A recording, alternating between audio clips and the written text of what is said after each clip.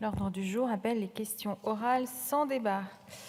Et la première question sera posée par M. Guillaume Gouffier-Valente à Madame la ministre de l'Europe et Madame la secrétaire d'État chargée du développement et des partenariats internationaux. Merci Madame la Présidente. Madame la Ministre, le 4 août 2021 a été promulguée la loi de programmation pour la période 2021-2025 relative au développement solidaire et à la lutte contre les inégalités mondiales, votée quasiment à l'unanimité par le Parlement. Ce texte a permis à notre pays d'adopter une trajectoire budgétaire ambitieuse ces dernières années avec l'objectif que notre aide publique au développement représente 0,7% du RNB en 2025. Il nous a aussi permis de réagir avec efficacité et immédiateté face aux crises que le monde et notre pays ont connues. C'est grâce à cette philosophie d'action publique notamment et cette dynamique que nous avons pu être à l'initiative de la réponse mondiale durant la crise Covid pour permettre au monde et à nos concitoyennes et concitoyens d'accéder à des vaccins et d'être protégés. Aujourd'hui, les discours qui visent à remettre en cause notre aide publique au développement grandissent et laissent en partie penser que nos concitoyennes et nos concitoyens n'y seraient pas attachés. Je pense au contraire que les Françaises et les Français tiennent à cette politique et cette vision.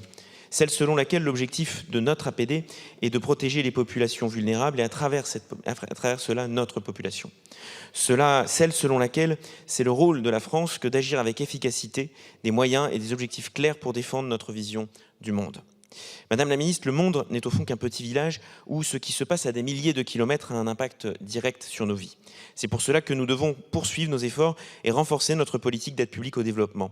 Cette action, nous devons d'autant plus la poursuivre dans l'époque que nous connaissons où les crises s'enchevêtrent les unes aux autres partout sur la planète et en même temps. S'ajoutent aux crises sanitaires et alimentaires des crises environnementales, des guerres et des conflits ou encore des crises économiques.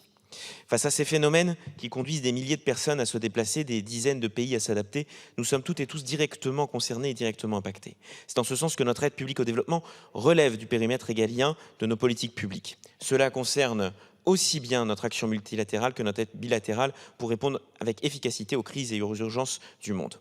Madame la Ministre, nous le savons, la période budgétaire compliquée que nous affrontons depuis plusieurs mois nous a obligés à faire des choix budgétaires douloureux. C'est dans ce cadre qu'une décision a été prise de réduire de près de 900 millions d'euros notre budget dédié à l'APD. Aussi, ma question est aujourd'hui triple. 1. Quels sont les programmes budgétaires concernés par ces coupes? 2. Comment peut-on reprendre le plus rapidement possible notre dynamique d'augmentation de notre APD? 3. À partir d'une évaluation de la loi de programmation de 2021 qui se termine à la fin de cette année, quel cadre pluriannuel peut-on envisager de construire pour sécuriser notre politique d'aide publique au développement? Madame la Ministre, je vous remercie par avance pour votre réponse. Merci beaucoup. La parole est à Madame la Ministre. Madame la Présidente, Monsieur le député Guillaume Gouffier-Valente, merci d'avoir reconnu l'action forte et constante du Président de la République et du gouvernement. Le bilan depuis 2017 est sans précédent. Une augmentation de 50% de notre aide publique au développement et un doublement du budget que nous y consacrons. La France figure parmi les premières puissances solidaires. La représentation nationale y a contribué en votant cette belle loi de solidarité le 4 août 2021. Vous avez aussi raison de rappeler que cette politique est au service de nos concitoyens. Elle sert leurs intérêts politique, stratégique et économique.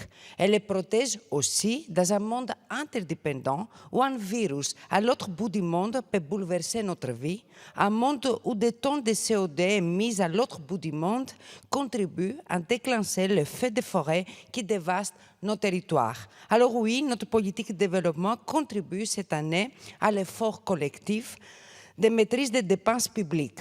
Au total, 742 millions d'euros, dont 540 millions sur les crédits du ministère des Affaires étrangères. Les ministres séjournés et moi-même sont personnellement engagés pour préserver tous nos engagements. Et nous continuerons à nous battre pour protéger les subventions au bénéfice des populations les plus vulnérables, pour s'actualiser notre aide bilatérale plus visible et pour maintenir nos engagements humanitaires qui font l'honneur de notre pays, de Kiev à Gaza, de Khartoum à Port-au-Prince. Le gouvernement maintiendra son engagement au service de la solidarité internationale dans l'esprit de la loi de 2021. Le rapport portant sur la mise en œuvre, qui sera partagé dans les prochains jours, nous permettra d'examiner ensemble les moyens de renforcer l'efficacité de cette politique dans un contexte budgétaire que nous avons contraint. Mais nous ne focalisons pas uniquement sur la programmation budgétaire. Les besoins vont bien au-delà.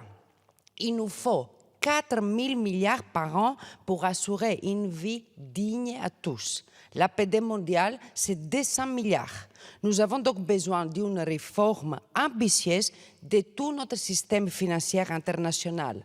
Banque mondiale, FMI, la question de la dette, la fiscalité internationale, la participation du secteur privé, tous les leviers doivent être mobilisés.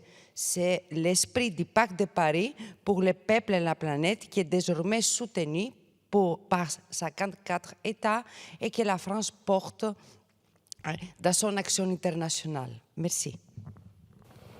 Merci, Madame la Ministre. La parole est à Monsieur Gouffier-Valente. Merci Madame la Présidente, et je vous rejoins totalement Madame la Ministre quand vous dites qu'en complément de notre loi de programmation, nous devons continuer à opérer et à travailler à la rénovation de notre système de financement international. Je profite de la présence du ministre du Budget à vos côtés pour lancer tout de même cet appel. Je suis convaincu que, fidèle à l'action que nous menons depuis 2017, nous devons relancer un travail sur une nouvelle loi de programmation dédiée à notre aide publique au développement qui couvrirait les 5-7 années qui sont devant nous afin de sécuriser celle-ci, tout comme peuvent en bénéficier nos armées, notre ministère de l'Intérieur ou notre justice. Je vous remercie. Merci.